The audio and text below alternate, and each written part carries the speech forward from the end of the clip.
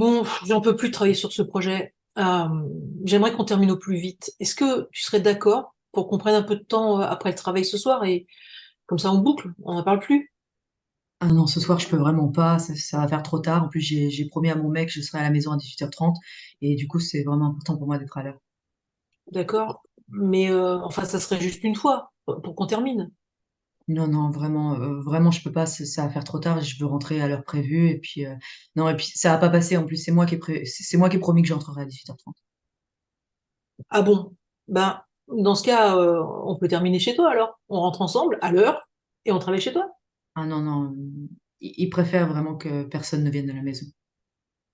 D'accord. Du coup, tes amis viennent pas chez toi? Non, depuis longtemps, elles viennent plus. Pour lui, chez nous, c'est chez nous, c'est notre nid à nous, quoi. Ah. Et tu les vois à l'extérieur, tes amis? Non plus, il voit pas trop l'intérêt. Il préfère qu'on soit ensemble, juste tous les deux. Hmm. Et ta famille, t'es en lien avec elle? Plus vraiment. Il les aime pas trop non plus. Et toi, tu les aimes? Tu aimes ta famille? Ouais, ouais, je les aime beaucoup, mais bon, je préfère avoir la paix parce que quand on les voyait après, il les critiquait pendant des heures, enfin, des jours, voilà quoi. D'accord. Il est du genre à critiquer comme ça en général? Ouais, ça c'est son défaut, hein. D'accord. Et il te critique, toi? Ça, ouais, c'est sûr. Enfin, pour lui, tout ce que je fais, ça va jamais. Et puis, bah, il est comme ça en fait. Il est maniaque et moi, je suis un peu bordélique. Et puis il est intelligent. Alors moi, si je dis des trucs inexacts, je dis des trucs pas, je dis des trucs pas logiques quoi. Et puis bah, il me loupe pas. D'accord, il te loupe pas, c'est-à-dire? Bah, il me fait remarquer tout ce qui va pas chez moi. Et puis en plus, son père était prof. Du coup, ouais, il a un côté comme ça, genre je t'enseigne la vie quoi. Hmm. Ça te gonfle pas? Bah, en même temps, je me dis qu'il a raison, quoi. C'est vrai que je suis maladroite, et puis je dis des trucs nuls, je suis un peu bête parfois, quoi. Enfin, en fait, je suis pas aussi cultivée que lui. D'accord. Depuis quand tu penses ça de toi? Bah, il me le dit depuis toujours, donc, enfin, il me le dit toujours, en fait, donc je pense que c'est depuis toujours.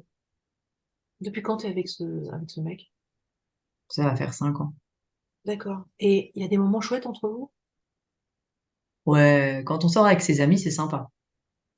En quoi c'est sympa? Bah, il est agréable, il est joyeux, il est attentionné avec moi. Devant ses amis, il te critique pas alors? Non, devant eux, il est comme quand il était au tout début, quand je suis tombée amoureuse de lui. Et si tu lui passais un coup de fil là, pour dire que ta collègue, elle veut absolument terminer ce soir, et tu lui demandes si tu peux rentrer 2 heures plus tard, Non, non, vraiment, je veux pas, parce qu'en plus, même s'il accepte, après, je serai pas tranquille. tu seras pas tranquille. C'est-à-dire, qu'est-ce qui va se passer? Bah, il va me faire une crise, quoi. Il se passe quoi quand il fait une crise? Il se met en colère. D'accord. Comment tu te sens quand il se met en colère?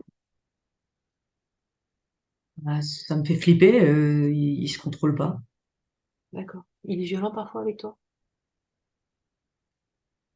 Oui, mais voilà, je fais tout ce que je peux pour qu'il s'énerve pas. Je fais attention à tout faire comme il faut pour qu'il reste calme. Bah, du coup, c'est pour ça qu'il faut vraiment que je rentre à 18h30. Je suis désolée. Vous voulez apprendre à faire ça? C'est carrément possible. Un des moyens, c'est de s'inscrire à l'atelier sur l'accueil de la parole des personnes qui ont subi des violences sexuelles. Je vous mets les informations en description de la vidéo. Alors, dans ce jeu de rôle, nous venons de faire une démonstration de la façon dont on peut identifier qu'un ami, une collègue, une voisine, quelqu'un qu'on reçoit en tant que professionnel du soin ou de l'accompagnement, est en danger dans son couple, ou pour repérer toute relation dans laquelle de la violence est exercée. Alors, déjà, on peut se questionner. Est-ce que, la personne avec nous là est dans un couple conflictuel, dans lequel peut-être il y a des disputes peut-être, parfois intenses, mais aussi dans lesquelles chacun, chacune a, une voix égale? Ou, et c'est l'autre cas, est-ce qu'il y a de la violence et des rapports de domination qui sont exercés? Pour ça, on utilise une grille créée par le collectif féministe contre le viol, le CFCV, qu'on appelle la stratégie de l'agresseur. et qui est en 5 points: isoler, dévaloriser, mettre sous terreur, assurer son impunité et inverser la culpabilité. En repérant ces 5 éléments, nous révélons un processus d'emprise et nous pouvons être sûrs qu'il s'agit de violence. Ce processus fonctionne quelle que soit la violence exercée d'ailleurs, hein, que ce soit une agression sexuelle, du harcèlement, des violences conjugales ou d'autres types de violences, le processus est le même. Très rapidement, je vais détailler chacun de ces éléments.